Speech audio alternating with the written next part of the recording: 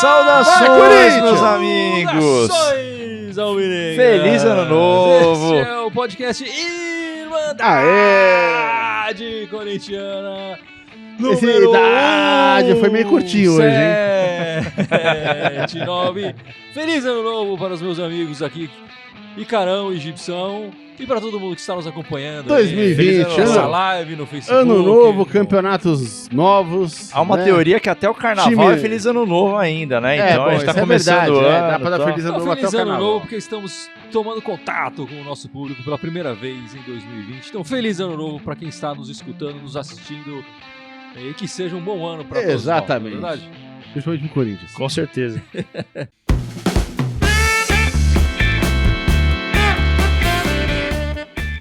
Bom, antes de começar a falar do Corinthians propriamente, né? Eu queria agradecer a todo mundo que nos acompanha, mas em especial os nossos ouvintes que nos acompanham pelo Spotify no Japão e na Nova Zelândia. Olha que massa. Temos grandes fãs no Japão e na Nova internacionalização da marca. Muito obrigado pela audiência de vocês. Até os hobbits da Nova Zelândia estão ouvindo nós aí.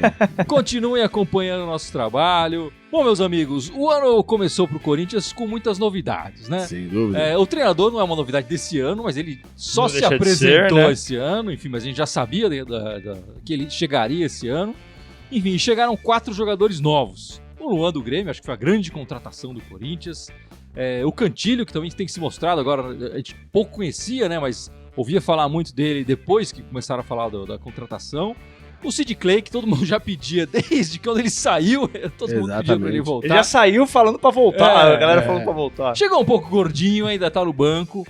O Piton tá assumindo a posição na lateral esquerda, aliás, que descoberta, né, do Piton, enfim. E chegou o Davó também, que ainda é um garoto do Guarani. Voltaram a jogar com a camisa do Corinthians o Pedro Henrique, que estava no Atlético Paranaense, o Camacho, que também estava no Atlético Paranaense, então chegaram a pedido do treinador que treinava o Atlético Paranaense, e o Richard, do Vasco. Esse pra mim é uma grande surpresa, não esperava a presença a volta, né, desse jogador que estava no Vasco. E tivemos as saídas de alguns jogadores importantes, o Ralf, o Jadson, e outros, nem tanto, o Cleison, o Sornoso, apesar de que desses 3 que a gente vai falar aqui, que eu anotei aqui, o Sornoso, o René Júnior e o Cleison é o que tem a melhor passagem pelo Corinthians, né? Sim. A gente não... Incrível que pareça. Eu acho que a primeira coisa que a gente tem que chamar a atenção, que eu acho que isso me chamou a atenção logo no final do ano, porque eu já vinha criticando isso, porque eu falei, nos últimos anos, se a gente for ver, o Corinthians estava fazendo, qual era o esquema de fim de ano? A renovação de baseada. Ia lá e contratava 15 negros, pra ver se de repente ali uns 3 ou 4 jogavam direitinho. Promissores e tal. E aí ficava aquele monte de cara emprestado, enfim, aquela história toda. O Corinthians chegou a ficar com 50 e tantos jogadores no plantel, sendo que tinha 15, 20 emprestados, pagando salário. Mas o fato que o planejamento pra esse ano foi feito de um jeito diferente. Não foi mais na baseada, foi mais pontual. Tipo, olha, a gente precisa de tal cara, vamos tentar um cara legal pra essa posição. Vamos tentar um cara legal dentro das possibilidades. É claro, o Corinthians tem pouco dinheiro, a gente sabe disso, tá ferrado financeiramente. Mas foram contratações pontuais, a gente falou de 4 contratações. É pouco, se for pensar, né? É que teve a volta de pessoas que estavam fora, como o Camacho, que voltou e dá tudo entender que vai ser titular. Né? O Pedro Henrique também deve ser titular nesse início. Com certeza, titular. Eu acho que ele vai ganhar. A gente não falou, né? Mas o Avelar se manteve na equipe. Deve concorrer ali pra essa vaga. E essa molecada que acabou subindo ali, o Piton, que subiu agora, né? E o próprio o Janderson, que já tinha subido no final do ano, tem jogado de vez em quando ali na frente. Então, quando a gente olha o time jogando hoje, mesmo tudo bem que foi um amistoso agora, esses 2 amistosos da Florida Cup, e em alguns jogos, no primeiro jogo principalmente, trocou os 11 jogadores no segundo tempo, mas quando você olha o primeiro tempo, que seria o time, entre aspas, titular, a gente vê muitas modificações, apesar de só terem chegado 4 jogadores. Na postura do time mudou bastante. Se você for ver do que ficou do ano passado, né, ficou o Cássio ali atrás, ficou o Gil, o Fagner, o Pedro Henrique não tava. Então, o Pedro Henrique tá na zaga, o lateral esquerdo entrava agora tá Camacho, exatamente, o Camacho e o Cantillo, né, ali na frente o Ramiro tava, mas na reserva. Tava de vez em quando, de vez em nunca. Se bem que o Ramiro deve perder a posição pro Pedrinho. Sim, quando o Pedrinho voltar do pré-olímpico. Sem dúvida. Né? O Luan não tava. Exatamente. O Janderson tava esporadicamente. Tá ali vendo se vai ficar ou se não vai. O que a gente falhou, assim, faltou pra mim nessa contratação de começo de ano, era contratar um atacante melhor. Um centroavante. Um centroavante, aquele cara da área, né? Sim. Cara, se somar os nossos 3, não dá 1, velho. Isso ficou muito claro nesses jogos Isso era uma crítica clássica do Gibson no passado, né? Se somar os 3, não dá 1, velho. Assim, o que a gente sabe é que a diretoria não tá atrás de nós. Não tá atrás, exatamente. Atrás de um jogador de velocidade. Pra a posição do Janderson, do Everaldo, enfim. Tá botando fé que um dos 3 vai resolver durante o ano ali. Em algum momento vai dar o clique e vai... Eu acho que pode ser que algum deles tenha algum rendimento pontual. Mas nenhum deles vai ser o que o próprio Love foi, de repente, em 2017, lá, sei lá. E você, cara, não gostou das contratações, das saídas? O que eu gostei, a gente conversou bastante, né, ao longo desse começo de ano aí, é o espírito de mudança mesmo, né? O Thiago Nunes, quando ele foi contratado exatamente para propor uma nova metodologia, uma nova era dentro do Corinthians. E eu acredito que isso que o Gibson tá falando é sustentado, como eu estava falando agora há pouco, todas as posições, todas as contratações, você vê que elas já tem um efeito imediato, assim, né? Então você está falando, por exemplo, do Cantígio, que foi super elogiado pelo trabalho dele na Colômbia, a gente não conhecia tão bem. Aparentemente o cartão de visita deles é muito bom, porque os 2 jogos ele se mostrou esse cara que pode mudar o meio-campo do Corinthians. Isso passa pelo fato do Camacho também, que era sempre um ponto de interrogação na nossa cabeça, já demonstrou que vai trazer também essa nova metodologia, mas passando por tudo que a gente está falando aqui, os reforços eles são bem pontuais para mudar a cara do Corinthians. A partir, por exemplo, do nome do Luan, né? Acredito eu que Luan, ninguém acho que é louco de falar que ele não sabe jogar bola, ele já mostrou que ele sabe jogar bola, ele precisava de fato ser recuperado. Então eu acredito que são reforços muito positivos e mudando um pouco da metodologia que o Corinthians tinha. Eu acho que às vezes trazer a barca inteira, né, para testar, eu acredito que seja menos efetivo do que você ter uma visão. Vamos lá, ninguém tá falando que vai dar certo, mas assim, tudo que tá sendo feito e as contratações que foram feitas, elas condizem com o que o Thiago Nunes está querendo colocar em prática. Se vai dar certo ou não é outra história. Sim. Mas tá condizente. Não é uma tentativa e erro, né? É pontual. Mas acho que uma coisa que a gente vai ter de vantagem esse ano, por ter fechado as contratações cedo, é que a gente, em relação ao ano passado, a gente só conseguiu ter uma ideia real do que o time ia fazer mesmo lá pra maio, junho. Eu acho que esse ano, lá pra final de fevereiro, a gente já vai saber o que vai ser esse time. Começo de março ali, 2 meses já vai dar pra ter uma ideia. Não tá fechado pra contratações. Não tá fechado, mas assim, ninguém tá esperando que chegue nenhuma grande mudança ali. Porque, ao contrário do ano passado, foi chegando jogador...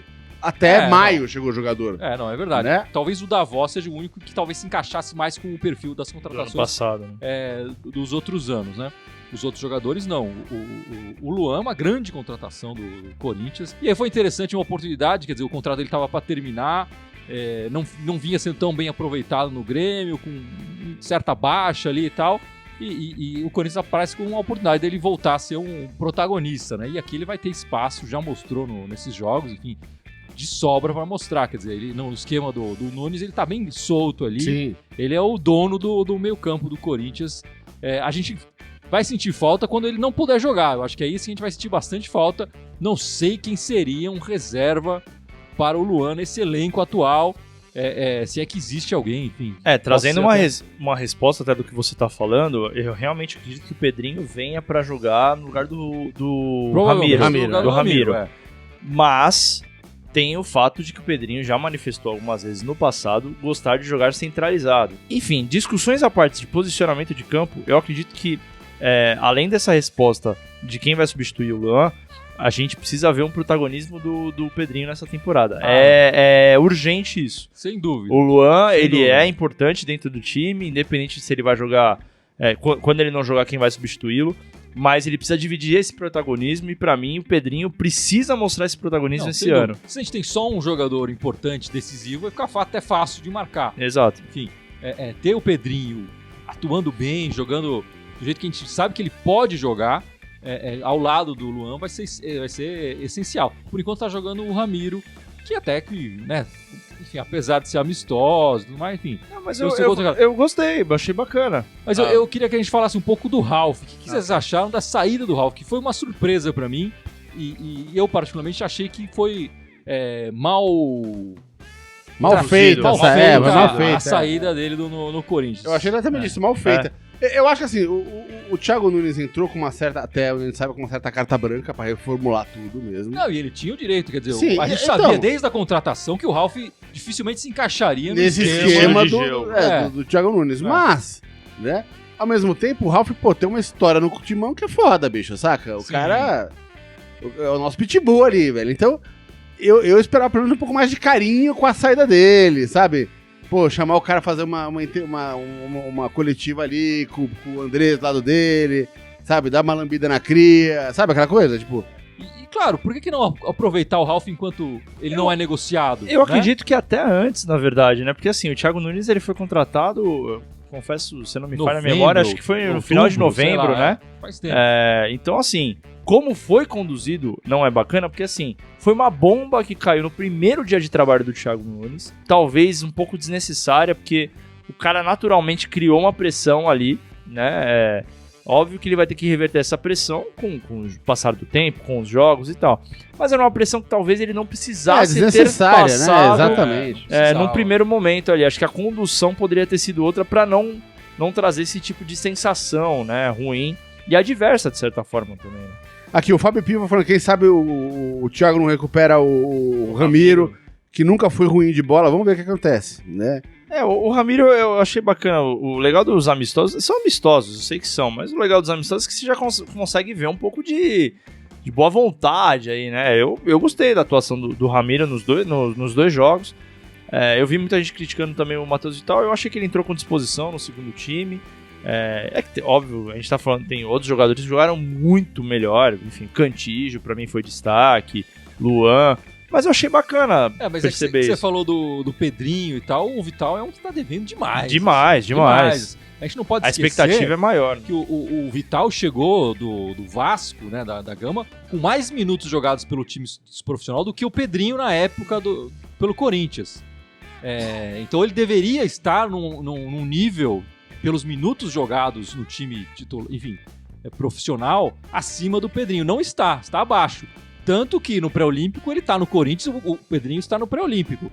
No time do Corinthians, o Corinthians está esperando o Pedrinho e o Vital está sendo malhado aí nas redes sociais. Esse cara precisa acordar logo. Eu acho que ele não entendeu ainda qual é a do Corinthians e tal. A gente teve lampejos do futebol dele, eu acho que ele é plenamente capaz de dar uma resposta boa em campo, mas ainda não deu. Ele precisa acordar e acordar logo. Então, senão eu até acho que o bonde passa, o bonde passa e vai ficar pra trás. A única coisa que eu pondero é que eu acredito que a expectativa em cima do Pedrinho é até maior pelo talento do Pedrinho do que do Vital. O Vital, eu concordo, ele chegou com mais experiência, entre aspas, em time titular. Também deve mostrar mais coisas. Mas eu não criei uma expectativa tão grande quanto no Pedrinho, porque o Pedrinho, montar incisória alta e clubes europeus e não sei o quê... acho que camisa 10 da seleção agora, sub-20, então eu criei uma expectativa maior em cima do Pedrinho e acho que ele não tá correspondendo, assim como o Vital também não tá. Mais comentários então, aí? Tem muita gente perguntando aqui, essa pergunta pintou algumas vezes aqui, será que o Luan vai ser o cara esse ano? Eu acho que o Luan nem tem que ser o cara esse ano. O time inteiro, cara, tem que ter vergonha na cara de jogar bola, sabe? Eu não acho que tem que ser o Luan jogando e o resto apoiando. Bicho, o Pedrinho tem que jogar bola, o Cantígio já deu demonstrações de que pode ser um cara muito legal também. O Sid Clay, se voltar a jogar o que jogou também, pode ser um cara muito importante. Se o Fagner voltar a jogar... Acho que o time inteiro, se botar vergonha na cara e jogar bola, vai ser protagonista. Óbvio que o Luan vai ser uma peça importante.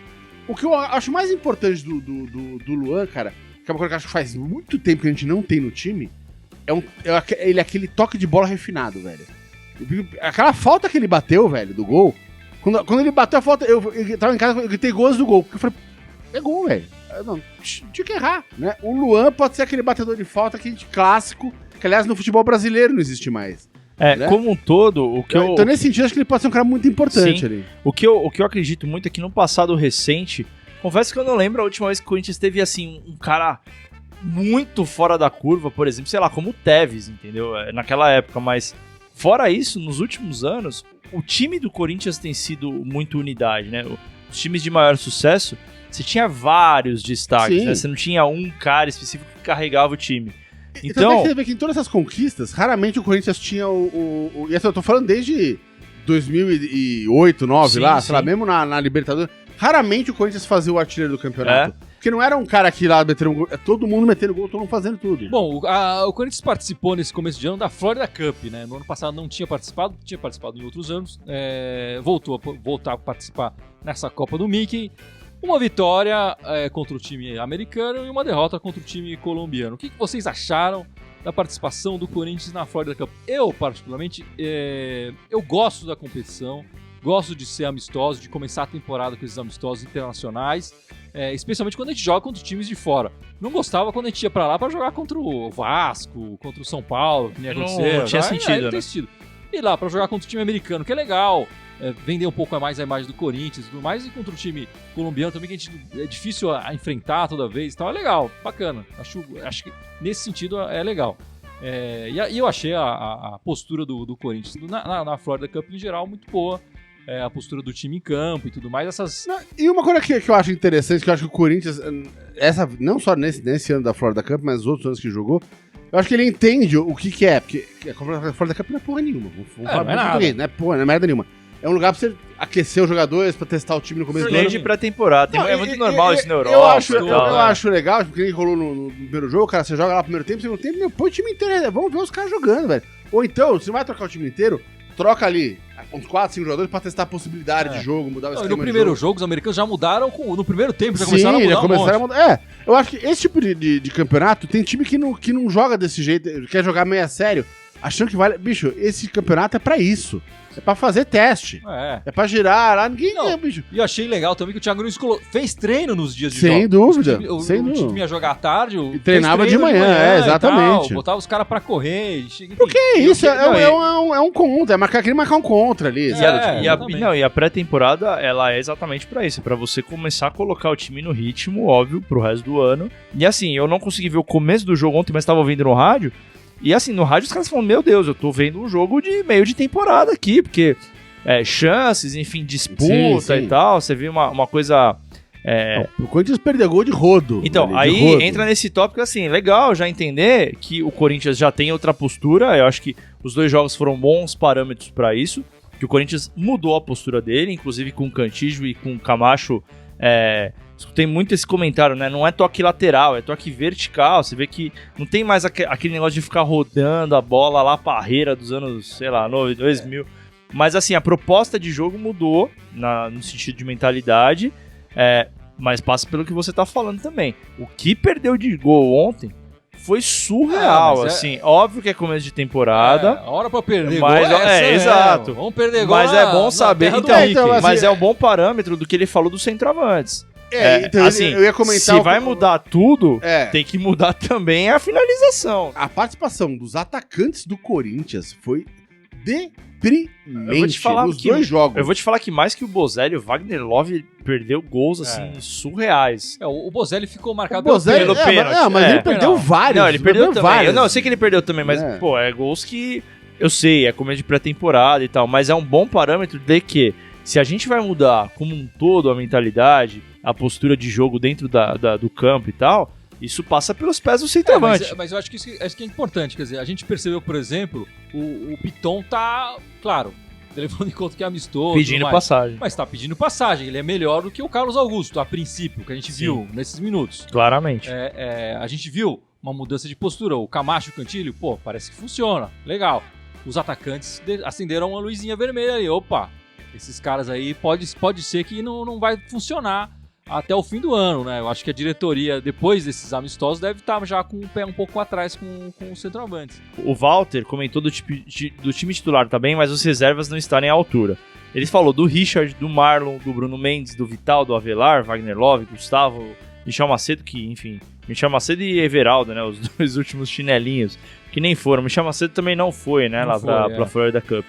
E ele citou 2 aqui, o Marlon e o Bruno Mendes, interessantes pra gente falar um pouco sobre a zaga, porque o Pedro Henrique ele veio credenciado pelo trabalho no Atlético Paranaense. Teve essa troca Avelar aí saindo da lateral esquerda e indo pra zaga. Nenhum nome ainda inspira tanta confiança pra ficar do lado do Gil, né? Curioso isso. Não, ainda não temos o parceiro ideal, Gil, né? E a diretoria, ao que tudo indica, diz que não está procurando, confia muito no Pedro Henrique e no Avelar para ser o possível par do Gil ali. A gente tem o Bruno Mendes, mas Ele não foi convocado para o pré-olímpico agora, mas provavelmente é porque ele é recém-operado, enfim, está se recuperando de uma operação que ele fez no final do ano passado. Mas provavelmente deve ir para a Olimpíada. Então já vai perder aí uns bons jogos de novo, mais uma vez. Então fica mais entre o Pedro Henrique mesmo e o Avelar.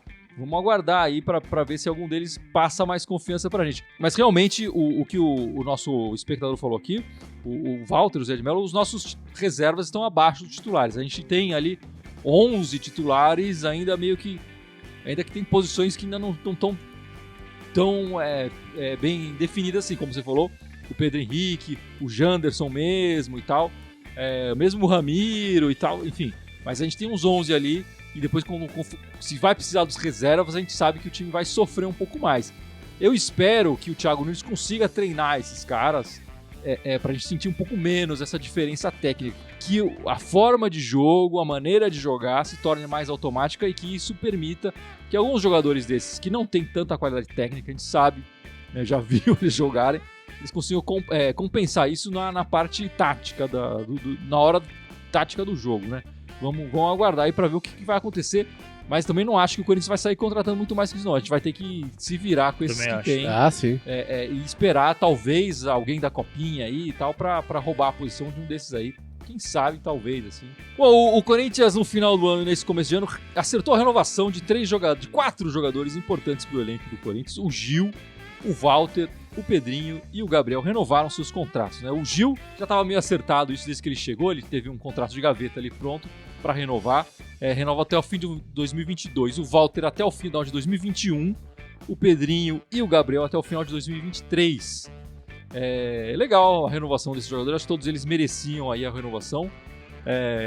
O Walter, que teve para sair, aí tá ganhando até mais 2 anos aí de contrato, acho que ele não vai sair mais, vai virar o eterno reserva do nosso Cássio, né? O Cássio, que esse ano deve entrar, se ele não tiver nenhuma contusão, nada disso, bater na madeira aqui, deve entrar pro top 10 de jogadores, número de jogos pelo Corinthians, né? Então, são 9 anos com a camisa do Corinthians, eu acho que o ano que ele jogou menos foi em 2016, que ele ficou boa parte do ano na reserva do Walter, mas ele deve passar até o Rivelino aí na quantidade de jogos com a camisa do Corinthians nesse ano. Se tudo der certo, ele vai terminar o ano no top 8 aí de número de jogos com a camisa do Corinthians. Sem dúvida. Estamos vendo a história aí acontecendo com o Cássio, né? Uhum. Que eu vou falar que pra você, quando ele começou a jogar, eu achava ele meio estabanado demais. Falei, esse cara não vai durar. Eu achava ele desengonçado. Ele é meio atrapalhado. Eu acho que ele ainda é meio desengonçado e atrapalhado. né? Mas a gente confia nele, né? O trabalho dele é incontestável, né? Com a camisa do Corinthians, enfim. Já falei aqui várias vezes, hoje é o maior goleiro que vestiu a camisa do Corinthians. Já passou o Ronaldo, já passou o Gilmar, já passou o Dida, enfim, é o maior goleiro com a história do... Não, o maior ídolo, né? Do goleiro da torcida da história do Corinthians. E é o maior ídolo atual do elenco, né? Sim, quem é o grande ídolo do Corinthians atualmente? É o Cássio, não tem pra ninguém ali. E é curioso como o Corinthians ficou órfão um pouco de goleiro ali por uns bons anos e assim, quando achou um maior ídolo da história. É muito bom ver a história sendo reescrita, né? Eu lembro quando eu era mais novo, né? Enfim...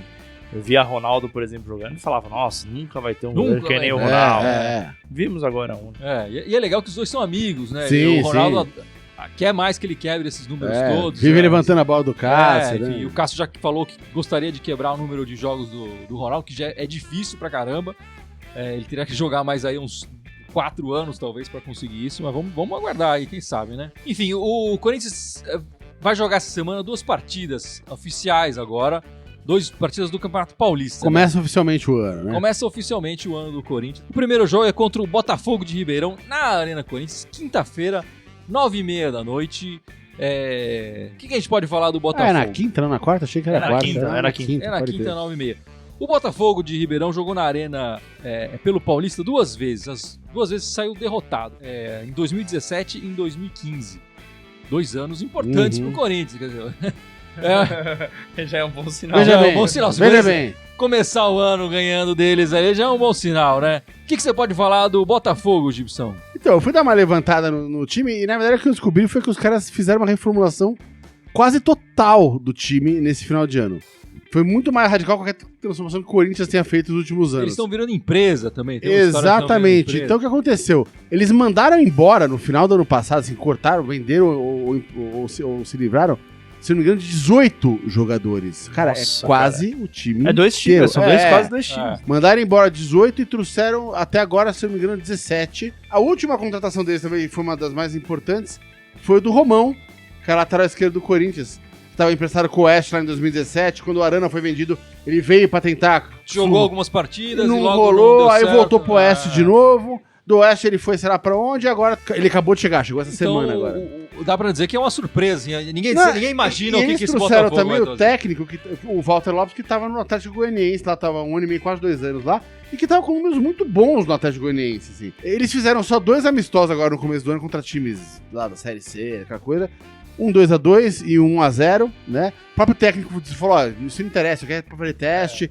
tá chegando gente, então... Também mudou o time inteiro. Exatamente, o próprio técnico falou que essa semana que ele tá focado, né, perguntado quanto à estreia contra o Corinthians, ele falou que o único foco que ele tá tentando essa semana é trabalhar a cabeça dos jogadores, porque ele falou, a gente não é um time ainda, né? Muita gente nova chegando, né? Então ele não tá ensaiado, não tá com... Então a gente vai pegar um time completamente de informação. Eles estão num estágio até anterior. O Corinthians tá em formação também, mas parece que eles estão em estágio anterior. Sem dúvida. Nesse panorama, o Corinthians jogando em casa, força da torcida, estreia de campeonato, já tirou um pouco do peso por conta dos amistosos e tal. É um panorama totalmente favorável ao Corinthians. Né? Sem dúvida. Esperamos, como foi em 2017, gostaria 2015, que fosse. Uma vitóriazinha contra o Botafogo de Ribeirão. E depois desse jogo contra o Botafogo de Ribeirão, iremos jogar em Mirassol, no domingo, 7 da noite. O jogo fora de casa. O Corinthians, como visitante em Mirassol, jogou 4 vezes pelo Campeonato Paulista, né? Foram 3 vitórias e um empate. Nunca saímos com derrota de Mirassol. O empate foi justamente no primeiro jogo, em 2009.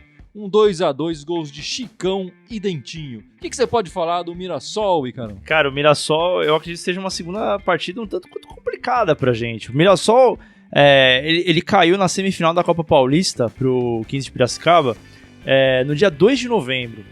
Os jogadores, todo o plantel, todo o elenco ganhou férias por 3 semanas e aí em dezembro eles começaram a pré-temporada deles. Eles estão treinando desde dezembro. Eles estão treinando desde dezembro. É um clássico padrão do time. Todo o começo de ano que o Corinthians teoricamente teve agora, o começo de ano deles foi em dezembro. Então, assim, o Ricardo Catalá, que é o treinador, enfim, há de se esperar um time muito mais entrosado, até porque eles tiveram uma boa campanha na Copinha, caíram inclusive pro Corinthians 2-1 nas oitavas, e desse elenco da Copinha eles subiram 7 jogadores. Dentre eles, o principal é o Felipe Micael, que teve 10 gols na Copinha, é o artilheiro da Copinha. Há de se esperar que ele tenha uma importância ali dentro do plantel. Também fizeram 2 jogos treinos, né, no dia 11 e dia 15. Perderam para o Penapolense da Série A2, 2-1, mas ganharam de 5-1 no dia 15 do Rio Preto, da Série A3. Então, a gente vai, teoricamente, encontrar aí um elenco preparado, entrosado e com nomes conhecidos. Tem o João Denoni, o Thiago Alves e o Juninho, que eram do Palmeiras, e o volante Paulo Roberto, que jogava no Corinthians, foi pra lá agora, foi apresentado recentemente. E o Jeromel tá procurando ele ainda lá. Ainda tem aquela simbólica imagem contra o Grêmio. O melhor momento de os jogadores ficam guardados assim. E o grande destaque do Mirassol, enfim, foi uma transferência aí que chamou atenção até, com recepção da torcida no aeroporto, tudo do Camilo. O Camilo é um meia de 33 anos, ele foi revelado pelo América, mas ele teve muito destaque quando o Mirassol ganhou de 6-2 da Porcada em 2013. O Camilo, enfim, passou por vários times aqui, anotei. Ele já jogou pelo Mirassol. Já jogou pelo Mirassol em 2013. Por isso recepção. Exato, teve essa importância, um ídolo recente, né, da história. Então, ele tem 33 anos e é o grande destaque desse time, é o que cria mais expectativa pra torcida, enfim, por toda a história. Eu acho que vai ser um jogo um pouco truncado aí pra gente.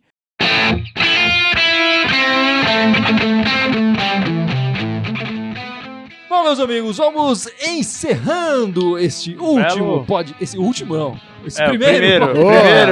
O cara quer tirar férias de novo, bicho, tá mal acostumado, hein, cara? Esse primeiro podcast de 2020. Começamos bem, foi um belo primeiro programa. Esse último podcast desse domingo. Aí, ó. Mas Mas antes, o Gibson tem que lembrar aqui as nossas redes sociais.